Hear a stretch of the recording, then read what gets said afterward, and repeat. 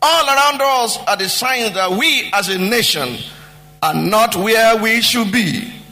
Consider the words of Ralph Waldo Emerson. He said, and I quote, "The true test of civilization is not the census, not the size of the cities, not the crops, but the kind of man the country turns out." What kind of man is Nigeria turning out? And what type of politicians and public servants occupy our landscape? A critical question at this juncture. Asiwaju Bola Tinubu. Anytime I've had the privilege of granting interviews, I give what is due to Caesar to Caesar. No matter how you perceive him, what he has turned out to become or what is becoming, you can't take it away from him that he mustered courage to face Obasanjo's excessive power demonstration between 1999 and 2003. I mentioned courage. I didn't say it was bold, because courage is not absence of fear. Courage is still doing what is right when you are afraid. And I can testify from stories I've heard of how he was afraid of what could happen to him too. But he fought up to the Supreme Court, and they obtained what you now label or title fiscal federalism. However, the same president refused to release the money meant for development to them, because the monster that we have created, called the federal government, if somebody who is not fair-minded, who is not just, takes the reins of power, he can abuse it, as it happened in the early days of our democratic process again from 1999. Thank God that the likes of Yaradua came back. They came into power and paid them what was due. But how many states can muster enough muscle to fight such when they are barely breathing? Do we need to do what is right, to do what is just and what is fair based on fighting in court?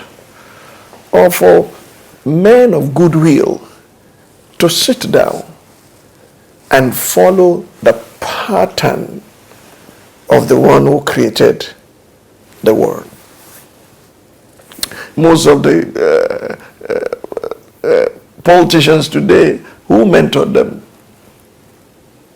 They wear the cap of Awo like I do. This is my own cap though. But they don't have his brain. They wear his glasses. They don't have his vision. They attempt to wear his shoes, but they are not walking in his paths.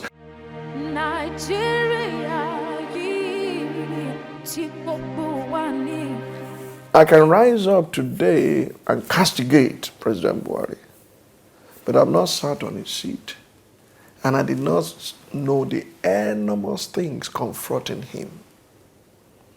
Anyone that will beat his chest that I would do this, I would do that, I would do that, must first and foremost have been tested to see what and what are militating against a predictable progress for a nation, or to execute an agenda or a plan, or to set goals for ourselves. But nation building is not an overnight thing.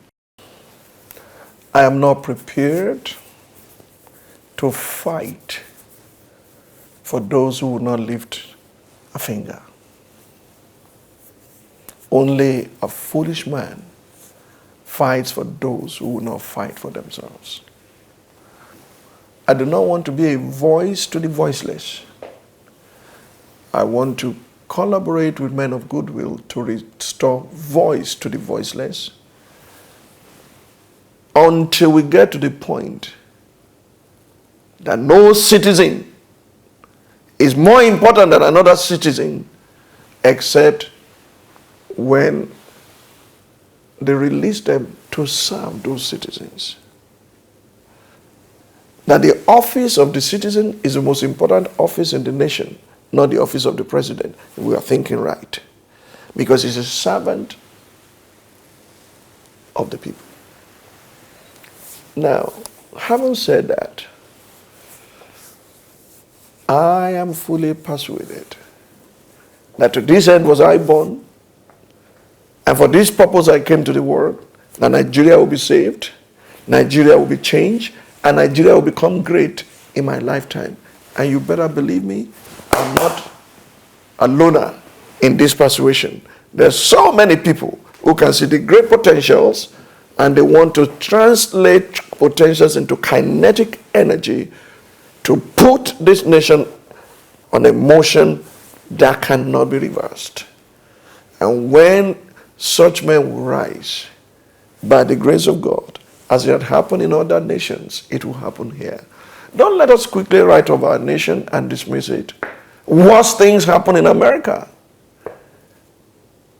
While they were fighting for liberty, freedom, breaking the chains of slavery, heinous crimes were committed. But eventually, America became like a melting pot that attracted other nations to contribute to the development of their nation. And everyone is first and foremost an American before he tells you, I live in Mississippi. May God grant him grace. I'm speaking for Nigeria. I pray that God will grant him grace to do it. We do not need to look too far. There are men of goodwill within and outside of this country who are ready and prepared to contribute their own quota, provided enabling environment is created for them to contribute and flourish.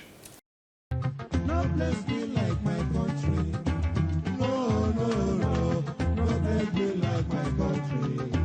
No, no, no.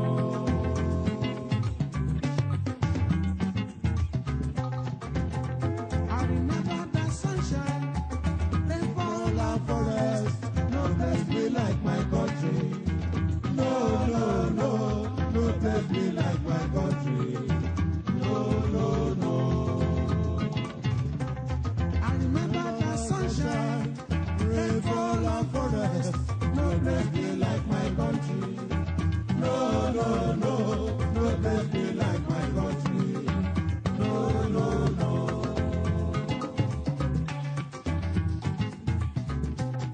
My papa, my mama, they belong to Nigeria.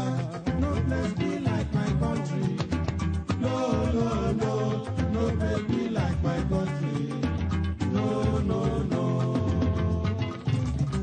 My tradition, my culture, they belong to Nigeria. No place be like my country. No, no, no. No place be like my country.